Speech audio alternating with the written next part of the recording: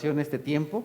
Vamos a recordar en qué estábamos. Estamos estudiando, tenemos una serie en la cual estamos estudiando cómo es que Dios aplica la salvación de forma personal a cada uno de nosotros. Hemos visto ya varios temas, varios puntos importantes respecto de esto, y el día de hoy seguimos avanzando. Conforme una persona ha aceptado al Señor Jesucristo como su único y suficiente Salvador, va meditando. Espero que ustedes, al igual que yo, hayamos estado meditando respecto de todas las bendiciones que recibimos cuando nos unimos con Cristo. Y entonces, cuando nosotros vemos todas estas bendiciones, sin duda no nos queda más que alabar a Dios, alabar su nombre, alabar lo bueno, lo grande, lo maravilloso que es su bondad, su gracia, todo lo que Dios nos revela a través de la salvación. Como nosotros hemos visto antes, y está en la carta a los Efesios, el Padre nos ha escogido, el Hijo nos ha redimido y el Espíritu Santo nos ha regenerado y ha engendrado vida espiritual en nosotros que estábamos muertos, como lo vimos en Ezequiel, en Juan. Y también nos ha dado ojos espirituales para que podamos ver la gloria de Dios, la gloria de Cristo. También a través de esto hemos podido comprender que el pecado nos lleva a la muerte, que estamos perdidos. Y entonces, como resultado de este nuevo nacimiento, vamos experimentando la conversión, de la cual ya hablamos. Por medio de la conversión, el Señor nos da dones espirituales del arrepentimiento, como lo vimos en la carta a los Hebreos, en la segunda de Timoteo, y también nos da el don de la fe, de la cual hablamos en Efesios. Por medio de la fe nosotros estamos ahora íntimamente unidos a Cristo, y entonces todo lo que es de Cristo se vuelve ahora nuestro. Nosotros ahora somos justificados, somos perdonados de todos nuestros pecados. También somos perdonados del castigo eterno que merecíamos con toda razón por haber pecado en contra de un Dios justo, de un Dios santo. Y también toda la justicia de Cristo es puesta en nosotros. Entonces, nuestro pecado es puesto en el Señor Jesucristo y su justicia es puesta en nosotros, es imputada. Entonces, ahora nosotros podemos comparecer, debemos tener la confianza que cuando comparezcamos delante del tribunal de Cristo, a pesar de que somos culpables, llegaremos allá siendo justificados. Por lo tanto, así como el apóstol tenemos que decir, alabado sea Dios Padre de nuestro Señor Jesucristo, que nos ha bendecido en las regiones celestiales con toda bendición espiritual en Cristo. Ya hemos visto muchos de los dones que el Señor nos ha dado, como la regeneración, la conversión, la unión con Cristo, la justificación. Y el día de hoy vamos a hablar de otra bendición espiritual verdaderamente hermosa. Esta bendición, al igual que las anteriores, solamente se da a aquellos que han puesto su fe en el Señor Jesucristo, y es el que el Señor nos adopta como sus hijos. ¿De dónde se tiene esta idea tan hermosa, tan maravillosa que plasma el apóstol Pablo y que nos comparte? En la antigua Roma, el proceso de adopción tenía varios pasos. El primero de ellos era dar por terminado, poner fin a la relación social, legal de un hijo con sus padres naturales. Esa relación quedaba por terminada. Y el segundo paso era hacerlo miembro legal de una familia nueva. También cualquier obligación financiera que tuviera con su familia antigua quedaba cancelada. Y ahora se ve a la persona como si nunca hubiera tenido alguna deuda, alguna situación financiera, alguna deuda. Todo eso quedaba cancelado al ser cancelada su relación con la familia anterior. Para que esta transacción legal se formalizara, se reunían 7 testigos de buena reputación, y entonces cualquiera de ellos podía dar visto bueno o refutar, si era necesario, una adopción. Toda vez que la adopción era completada, entonces el hijo quedaba completamente bajo el cuidado de el nuevo padre de familia. Entonces, el control y el cuidado ya llegaba a ser parte del padre nuevo. El padre anterior ya no tenía ninguna autoridad sobre el hijo. En las familias romanas, el padre de familia tenía una autoridad definitiva y completa sobre los hijos. Y por supuesto, no solamente sobre los hijos naturales, sino sobre los hijos que se tomaban en adopción. El concepto de adopción, aunque lo estoy refiriendo a la antigua Roma, que es en el tiempo en el cual se escribieron las cartas de las cuales nosotros estamos aprendiendo del apóstol Pablo, la adopción no es algo que no sea familiar para nosotros. El concepto de adopción posiblemente ustedes lo han escuchado. Sigue siendo común.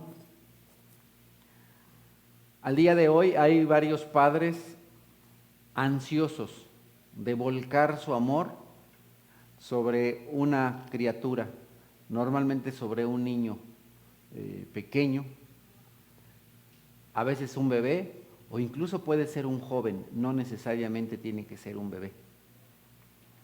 Y entonces, en distintas partes del mundo este proceso de adopción pues es diferente, ¿verdad? No en cada país es diferente, pero en prácticamente todos los países hay que llenar una montaña de formularios e ir a un lugar y dar vueltas y vueltas y vueltas. Se incurren en gastos importantes.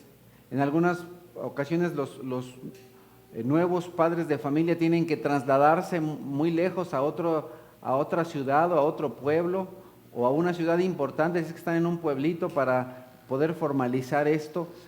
Y después de varios meses o años de preparación, porque adoptar a un niño en nuestro mundo puede tardar meses o incluso años. Después de todo ese tiempo de preparación y de espera, todo cambia en un momento, cuando un juez declara al niño miembro de una nueva familia, con todos los derechos y los privilegios. En muchos de los casos, si los niños, en vez de ser adoptados, se hubieran quedado en un orfanato, o tal vez al cuidado de sus padres naturales, que muchas veces son abusivos, negligentes, seguramente o muy posiblemente el resultado para estos niños o la vida para estos niños hubiera sido una tragedia. Pero mediante la intervención de unos padres compasivos, benéficos,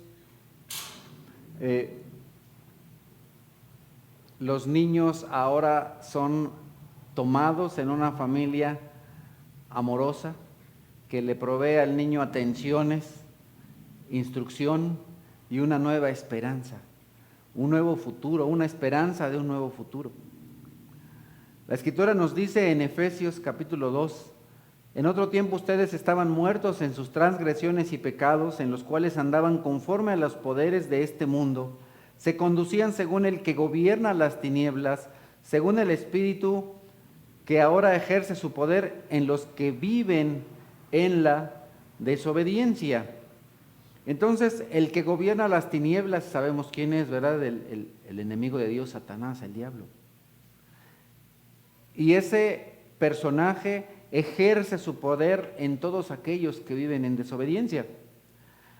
Me gustó, aunque normalmente saben que utilizo la Nueva Versión Internacional, me parece interesante, conveniente, de la traducción de Reina Valera. Entonces nos vamos a switchar aquí en Reina Valera. Dice: y Él os dio vida a vosotros cuando estabais muertos en vuestros delitos y pecados, en los cuales anduvisteis en otro tiempo, siguiendo la corriente de este mundo, conforme al príncipe de la potestad del aire, el espíritu que ahora opera en los hijos de desobediencia. Así dice, ¿vale? Entonces, me gusta cómo lo traduce nuestros hermanos, que dice: hijos de desobediencia. Entonces, todas las personas que no han aceptado a Cristo como su Señor y Salvador están muertos, están separados de Dios. ¿Por qué? Por causa de sus delitos y pecados. Y al igual que las personas de este mundo, son de la misma forma, es lo que quiere decir conforme, de la misma forma que el príncipe de la potestad del aire, de la misma forma que el diablo, como desobedientes. Y entonces ellos son hijos de desobediencia, hijos del demonio. Terrible, ¿verdad? Continúa Pablo diciendo, escribiendo en esta carta: en ese tiempo, también todos nosotros vivíamos como ellos, impulsados por nuestros deseos pecaminosos, siguiendo nuestra propia voluntad y nuestros propósitos, como los demás éramos por naturaleza objeto de la ira de Dios. El pecado trae como consecuencia la ira de Dios, el enojo de Dios, el castigo de Dios. Podría, por supuesto, toda la predicación pasármela solamente en estos dos versículos, pero como voy el día de hoy a algo muy específico, continuamos ahora en Reina Valera. Dice, y nos vamos a tener que switchar otra vez: entre los cuales también todos nosotros vivimos en otro tiempo en los deseos de nuestra carne, haciendo la voluntad de la carne y de los pensamientos, y éramos por naturaleza hijos de ira, lo mismo que los demás. ¿Vale? Entonces, el Nuevo Testamento nos da esta bendición hermosa de la adopción y la usa como una analogía. ¿Para qué? Para describir el gran amor de Dios Padre por todos nosotros. Nosotros éramos huérfanos espirituales y estábamos bajo la opresión cruel, no solo del pecado, sino también de Satanás, aunque muchos de nosotros no nos dábamos cuenta. ¿Por qué? Porque Él es padre de mentira, porque Él es engañoso, porque no estábamos conscientes de que estábamos siendo gobernados por el diablo, que estábamos siendo influenciados por el diablo. Entonces, en el engaño en el que vivíamos no éramos conscientes de tal cosa. El Señor Jesucristo lo dice y está recopilado por el apóstol Juan, y lo encontramos en el Evangelio según San Juan: ustedes son de su padre el diablo, cuyos deseos quieren cumplir. Me regreso aquí a Efesios, a donde dice Pablo: todos nosotros vivíamos como ellos, impulsados por nuestros deseos pecaminosos, siguiendo nuestra propia voluntad y nuestros propósitos. Entonces, en este mundo tú decides, puedes hacer y seguir tus deseos, tu voluntad, tus propósitos, o bien puedes llevar a cabo, seguir los deseos de Dios, la voluntad de Dios y los propósitos de Dios. Dos caminos. dos caminos. Tu voluntad, tus deseos, tus propósitos, la voluntad de Dios, los deseos de Dios, los propósitos de Dios. Aquí en este mundo nada más hay de dos sopas, no hay una tercera. Y entonces, ¿qué es lo que le dice el Señor Jesucristo a aquellos que lo persiguen y que no lo aceptan? Ustedes son de su padre el diablo, cuyos deseos quieren cumplir. Entonces nosotros en otro tiempo cumplíamos los deseos del diablo. Es lo que hacíamos. Es lo que les dice el Señor Jesús. Y ahora interesantemente, eso se los está diciendo no a personas comunes y bueno, sí comunes, pero a líderes religiosos, a maestros religiosos. Entonces, aun cuando una persona pueda ser religiosa, no necesariamente está cumpliendo la voluntad de Dios, los deseos de Dios, ni los propósitos de Dios. Y si una persona religiosa no busca los deseos de Dios, la voluntad de Dios, ni los propósitos de Dios, pues muchísimo menos la gente que no es religiosa. Están todavía más alejados. Y entonces, ¿qué es los deseos de quién hacen? Los del diablo. Y aquí el Señor Jesucristo expresa lo que yo hace un ratito les comentaba. Desde el principio este ha sido un asesino y no se mantiene en la verdad porque no hay verdad en él. Entonces las personas viven en esos deseos, impulsos, propósitos. ¿Por qué? Por engaño. El engaño del enemigo. Cuando miente expresa su propia naturaleza porque es un mentiroso, él es el padre de la mentira. Entonces, el diablo no solamente es el padre de la mentira, sino también el diablo es el padre de los que viven obedeciendo sus deseos, su voluntad y sus propósitos. Y en otro tiempo, todos nosotros estábamos ahí. Porque llegaba el domingo y ¿qué decías?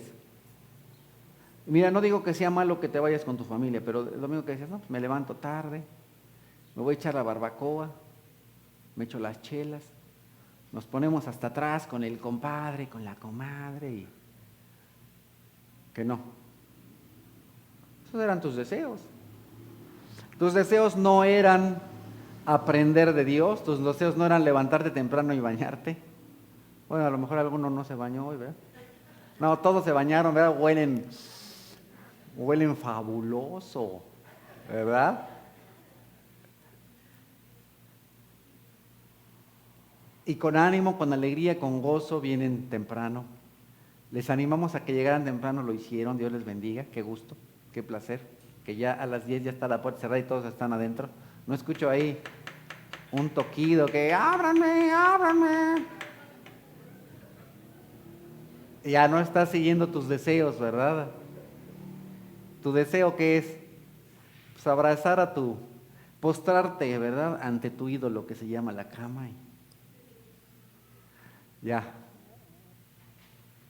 no. Y entonces, ese es el padre de mentira. Pero ¿qué es lo que dice el Señor a través del apóstol Juan en la primera carta, en el capítulo 2? El mundo se acaba con sus malos deseos, pero el que hace la voluntad de Dios permanece para siempre. Entonces, en este mundo hay deseos malos, y aunque por un momento te hagan pasarla bien, según la carne, aunque por un momento sientas cierta satisfacción humanamente hablando, todo eso se acaba. Y entonces, ¿de qué te va a servir todo eso si se va a terminar? Pero aquel que hace la voluntad de Dios, los propósitos de Dios, los deseos de Dios, permanece para siempre, tiene vida eterna. El Señor nos dice a través de la carta a los Hebreos en el capítulo 10, si después de recibir el conocimiento de la verdad pecamos obstinadamente, ya no hay sacrificio por los pecados, solo queda una terrible expectativa de juicio, el fuego ardiente que ha de devorar a los enemigos de Dios. Entonces, o eres amigo de Dios o eres enemigo de Dios, o eres hijo de Dios o eres hijo del diablo. Y a sus enemigos lo que les espera es el juicio. Y después del juicio, el fuego ardiente, el lago de fuego, la segunda muerte. Entonces, como les he comentado en más de una ocasión, no hay peor enemigo que Dios. No hay mejor amigo que Dios, pero también no hay peor enemigo que Dios, porque Dios te puede librar de cualquier cosa. Te puede librar de una enfermedad, de una deuda, de los que te vienen a tocar, ¿verdad? Porque no has pagado los abonos chiquitos, ¿verdad? Te puede librar de todo, pero nadie te puede librar de Dios. Entonces debemos tener cuidado de no ser enemigos de Dios. Entonces, hay una expectativa para aquellos que no aceptan a Dios como su Padre. Hay una expectativa para todos aquellos que no aceptan a Cristo como su único y suficiente Salvador. Y eso se llama infierno, el infierno eterno. Entonces, en este mundo, aunque vivas en este mundo, puedes ser o amigo o enemigo de Dios, pero Dios, queriendo mostrar su amor y su gloria, hizo algo sumamente hermoso.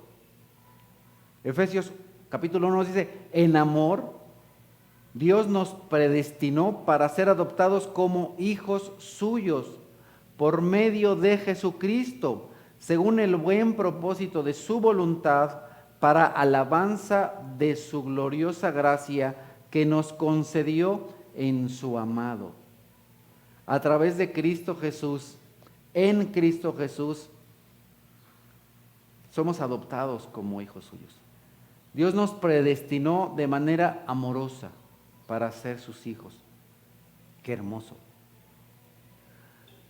En la misma carta a los Efesios dice que fuimos escogidos desde antes de la creación del mundo, desde antes de la fundación del mundo fuiste escogido como hijo amado de Dios, como hijo de Dios.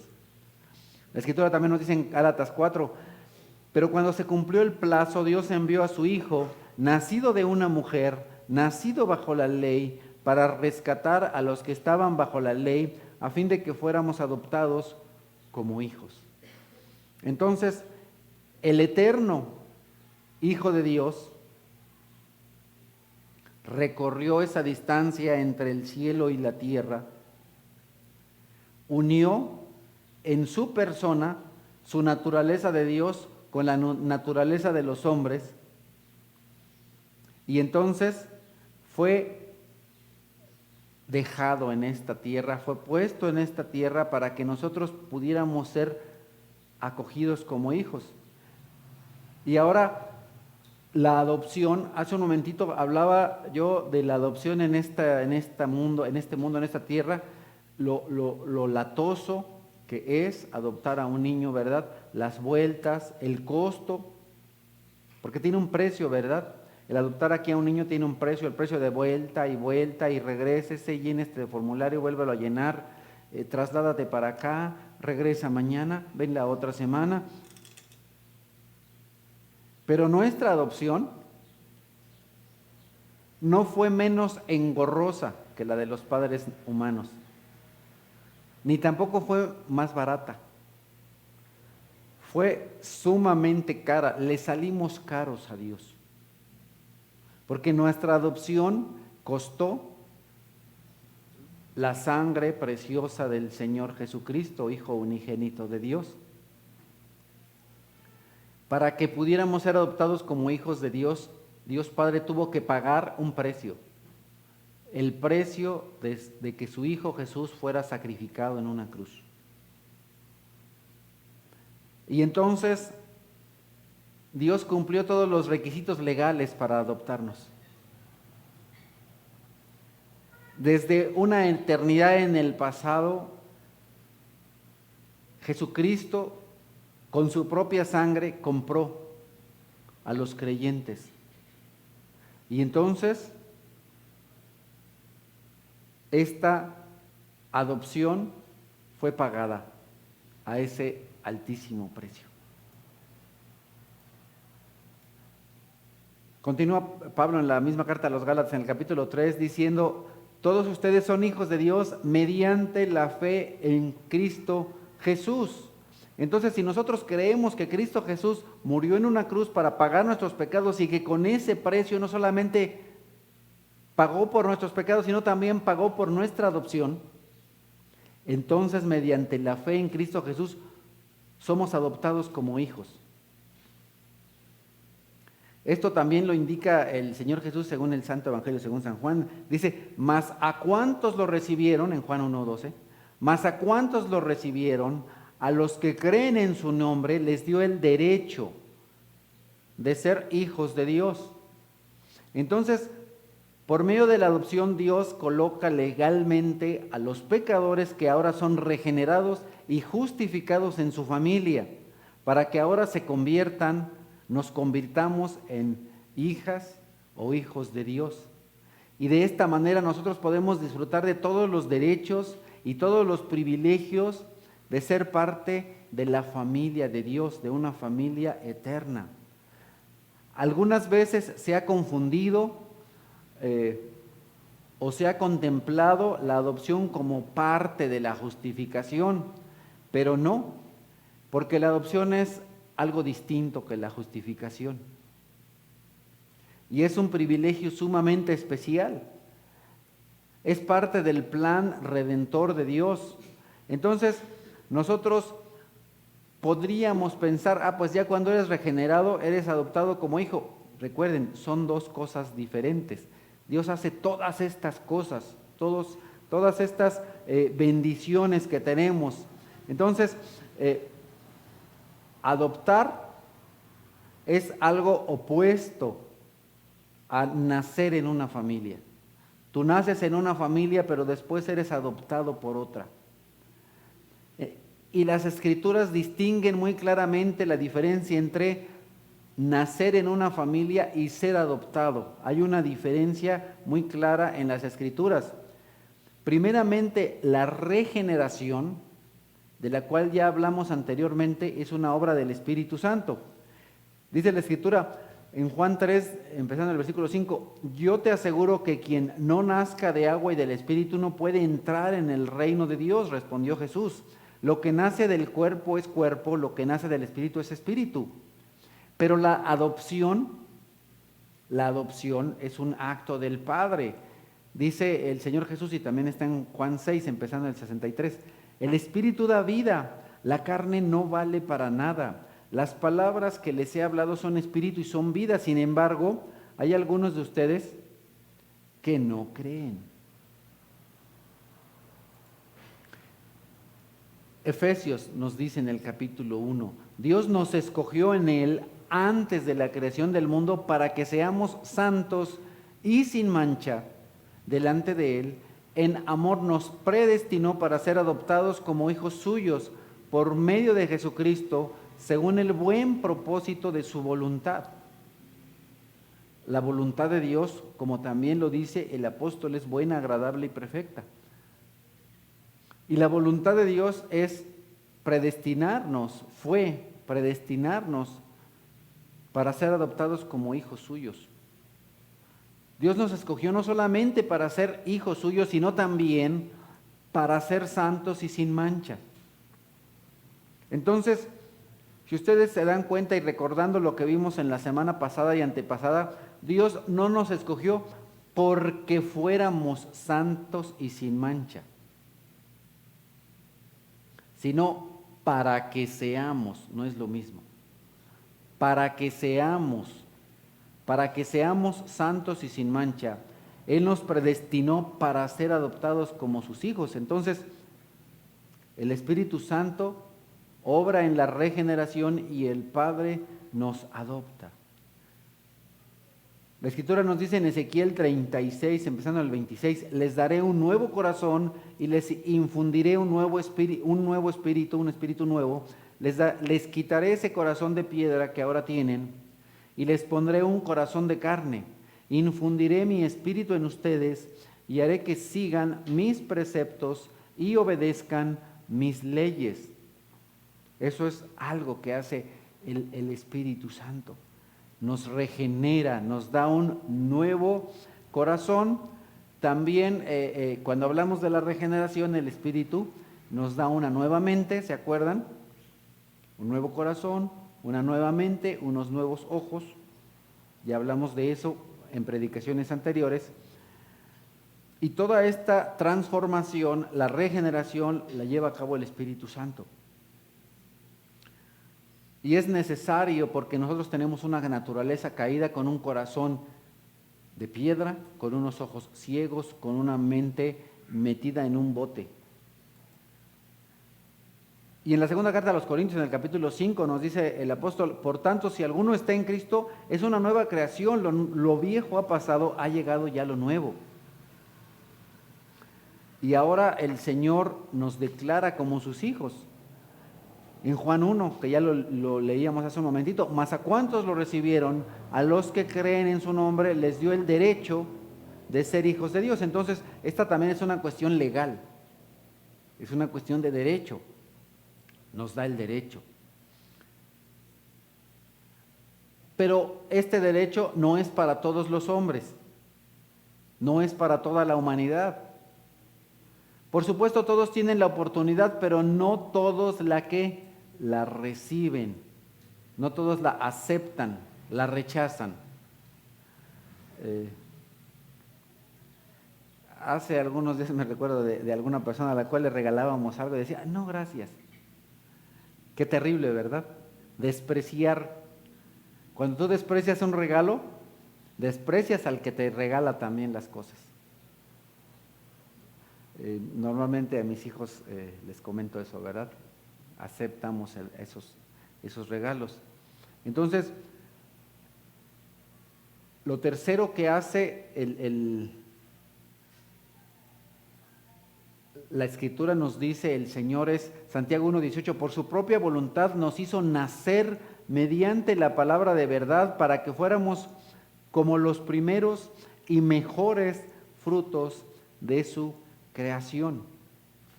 Entonces, qué hermoso. Dios nos hace nacer, ya no para que seamos como antes, sino para que ahora demos frutos. Nosotros mismos somos un fruto. Debemos recordar lo que nos dice la Escritura en Génesis. El Señor hizo muchas cosas hermosas y maravillosas.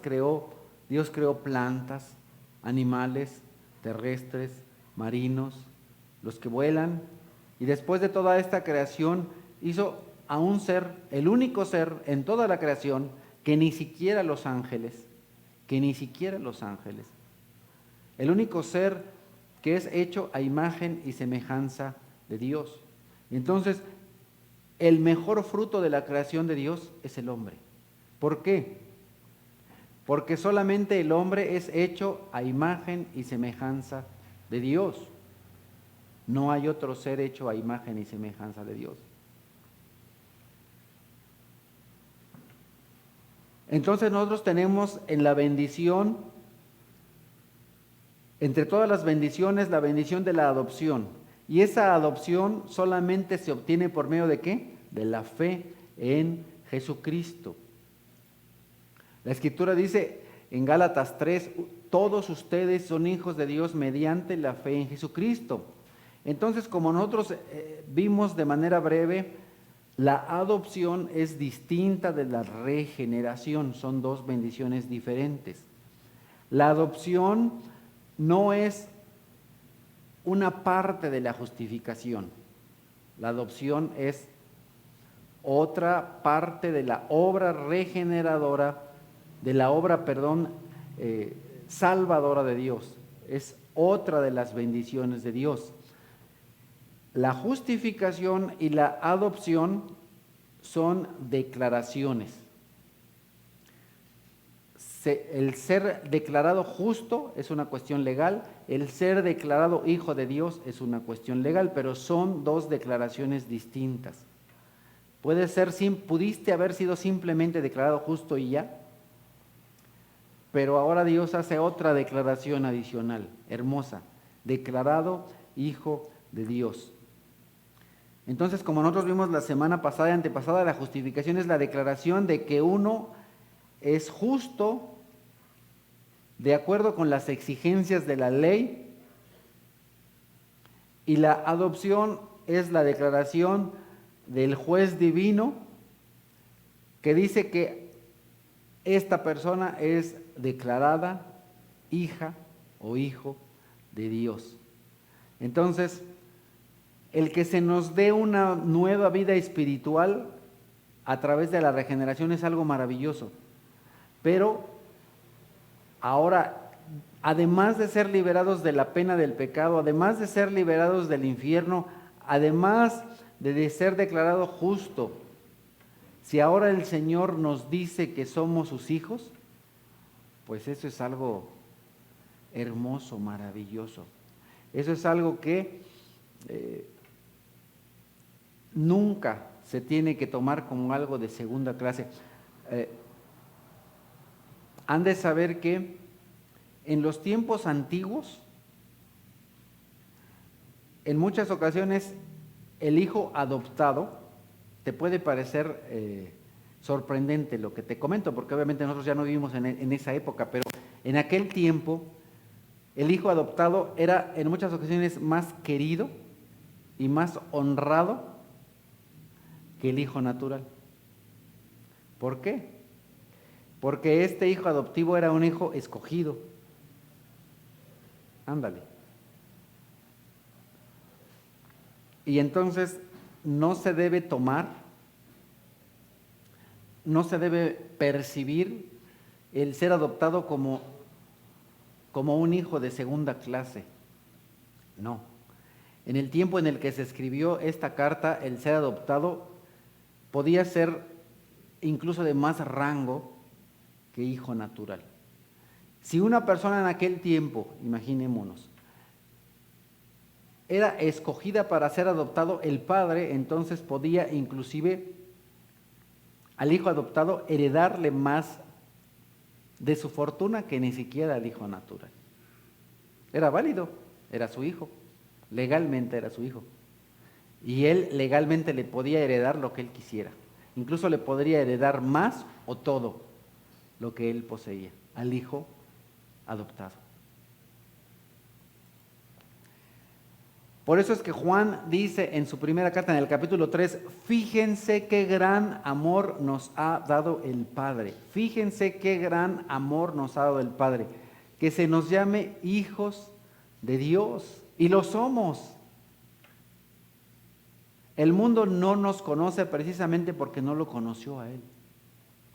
Entonces, vaya expresión tan hermosa que aquí el apóstol Juan da de una manera. Si ustedes se recuerdan de sus clases de español de la primaria, esto es una admiración, una expresión de sorpresa. Fíjense qué gran amor nos ha dado el Padre, fíjense.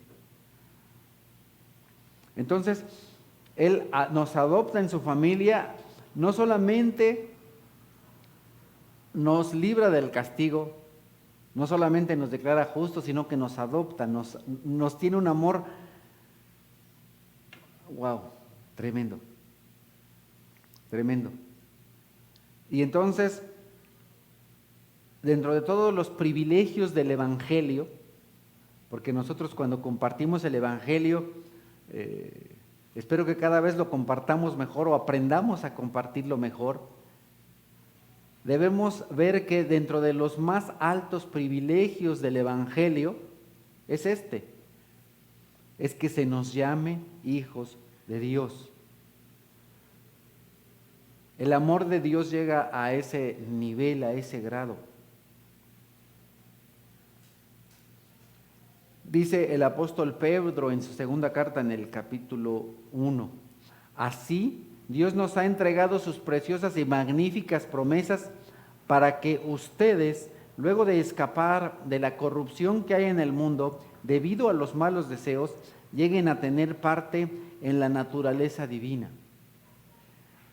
Qué cosa tan tremenda, porque nosotros en otro tiempo Vivíamos en la corrupción de este mundo, en los malos deseos de este mundo, y ahora vamos a tener parte en la naturaleza divina. Al ser hijos de Dios también tendremos, como lo hemos visto en alguna predicación anterior,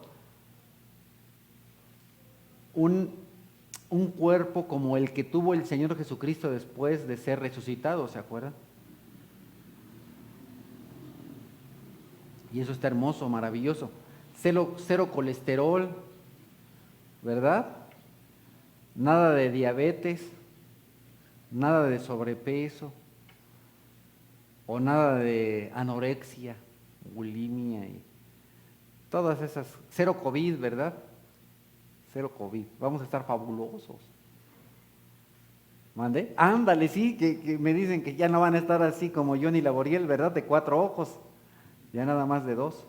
O quién sabe, a lo mejor más, ¿verdad? No, yo no sé. Pero qué cosa tan hermosa.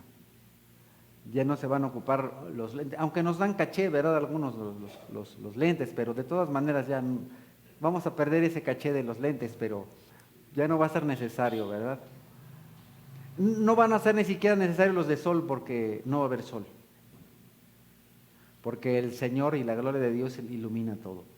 Entonces,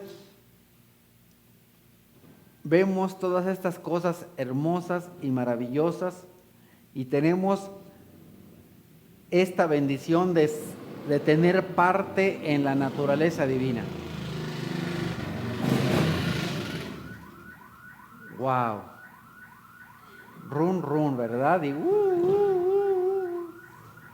se nos prendieron todas las alarmas, ¿verdad? Cuando pensamos en la naturaleza divina, así como que hasta los que estaban durmiendo se despertaron. Tener parte, ser partícipes de la naturaleza divina. Dice la Escritura, porque todos los que son guiados por el Espíritu de Dios son hijos de Dios. Y ustedes no recibieron un espíritu que de nuevo los esclavice al miedo, sino el espíritu que los adopta como hijos y les permite clamar, Abba, Padre. En alguna ocasión, en alguna predicación recientemente les decía, amados hermanos, es cierto, debemos tener ciertas precauciones, debemos tener ciertos cuidados, pero ¿por qué miedo? ¿Por qué tanto miedo? Ay, no me voy a ir a la Chombi porque, ¿y qué tal que si me roban? Ay, no, ya no voy a llevar a mis hijos a Iztapalapa porque qué tal que me roban el celular, ¿no? Ay, no, ya no voy a hacer esto porque qué tal si... y las personas a veces, algunas personas que se dicen cristianas o que a lo mejor lo son, viven así todas apanicadas, atemorizadas. Ay, esto, ay, aquello. Bueno, ¿qué te pasa? Hermano amado, amada, hermana, cálmate. La Escritura dice que tú no recibiste un espíritu que te esclavice al miedo. No tenemos que estar esclavizados del temor. Ahí para la próxima semana, mis muchachos de la alabanza, pónganse esa alabanza. Ya no soy un esclavo del temor. Vamos a continuar hablando de este tema. Ya no soy un esclavo del temor. ¿Por qué? ¿Sí han escuchado esa alabanza? Pues soy hijo de Dios. A ver, ¿eres hijo de Dios o eres esclavo del temor? Tienes que comportarte como una persona que ya no está esclavizada del temor. Ay, que si el cobicho, que si la gripa del puerco, que si la gripa del pollo. Hace algunos años también tuvimos aquí la gripa del pollo, ustedes a lo mejor se acuerdan, y nos tocó ser sede de una conferencia de mujeres, y entonces algunos hermanos decían, ay, y que la gripa del pollo, que les decía, bueno, pues ¿cuál es el problema? Pues eres hijo de Dios, eres hija de Dios, vente a la conferencia, y los que tengan miedo, pues que se queden en su casa, ¿no? Gracias a Dios tuvimos muy buena asistencia. Alguno que otro a lo mejor sí le dio el temor de la gripa del pollo y se quedó en su casa. Pero todos aquellos que entendieron que no tienen que vivir esclavos del temor, que no les da miedo todo, sino solamente Dios, asistieron a la conferencia. De la misma manera que los que han sido fieles al Señor y han asistido a las reuniones en esta congregación, a pesar del cobicho. Sino el Espíritu que nos adopta como hijos y les permite clamar, Abba, Padre, Papito, Papito. Algunos hermanos, me gusta de pronto, todo es bonito, ¿verdad? Dios me ha concedido conocer a algunos hermanos. Conozco un hermano que es muy amoroso y muy respetuoso con el Señor y siempre le habla de usted. Y yo respeto mucho eso y me encanta cuando el hermano dice, Señor, por favor, a usted. Y digo, qué bonito, ¿verdad? Porque me acuerdo que así era en la antigüedad, ¿verdad? Que les decíamos al papá de usted y a los tíos y, ay, besito de mano. No les tocó a ustedes porque no eran de rancho, ¿verdad? Pero como mi familia sí era de pueblo, ahí de Pueblo Quieto, allá sí, padrinito, tío, abuelito, abuelita, y ahí andamos besando la mano a medio mundo, ¿no? Mucho respeto, era una cosa bonita. Pero de pronto no, ya se empieza a destrampar y a todos le decimos de tú, ¿verdad? Luego por eso mi señora me dice, ay, a todo mundo le dices de tú. Pero el Señor me permite, me recuerda de una alabanza de Jesús que dice, no somos iguales, pero de alguna manera Dios me da la oportunidad ya de hablarle al Señor de una manera con confianza, con la confianza de un hijo respetuoso al Padre. Le puedes hablar de la manera que tú quieras a Dios siempre y cuando sea con respeto. Le puedes hablar de Dios de tú siempre y cuando lo hagas con respeto. Hace poco alguna persona comentaba, oigan, pero ¿por qué no cierran los ojos cuando oran ahí en su iglesia, algunos de ustedes? Y en ese momento me puse a pensar,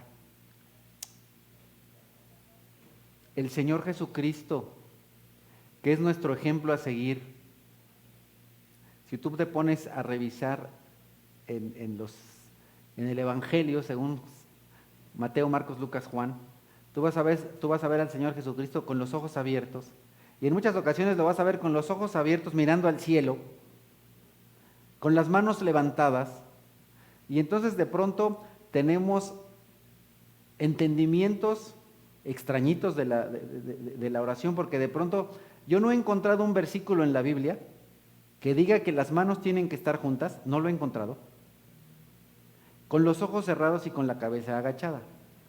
No he encontrado un pasaje que diga que cuando ores obligatoriamente tienes que tener las manos juntas, obligatoriamente tienes que tener la cabeza agachada y los ojos cerrados.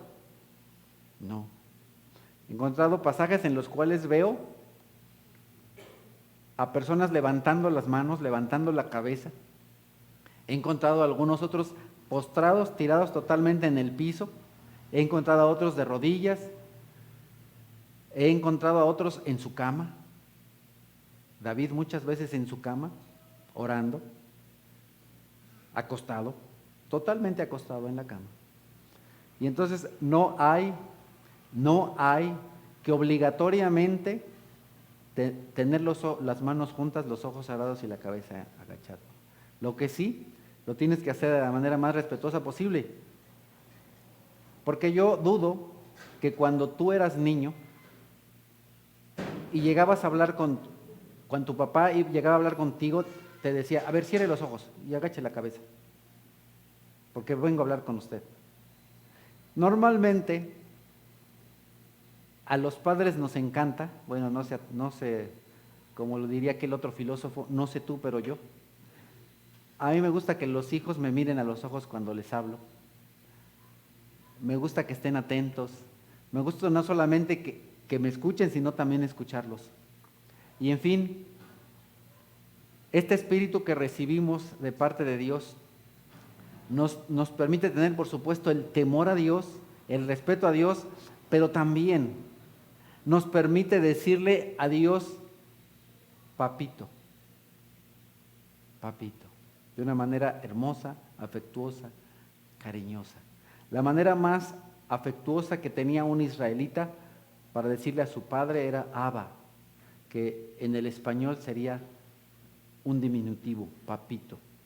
Y entonces de pronto también a los mexicanos se nos critica por decir Diosito, pero a veces no entendemos que es parte de nuestra cultura, porque de pronto decimos Arturito y Andresito y Lalito, pero a Martín no le dicen Martincito, ¿no? Ya me han dicho que no, a mí no, que todos menos yo, ¿verdad? Porque yo soy el explotador. Entonces,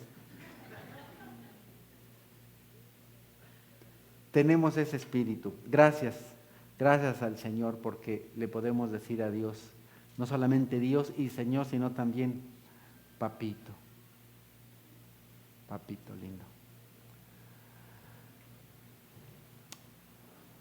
Papito Santo, en esta mañana te quiero dar gracias,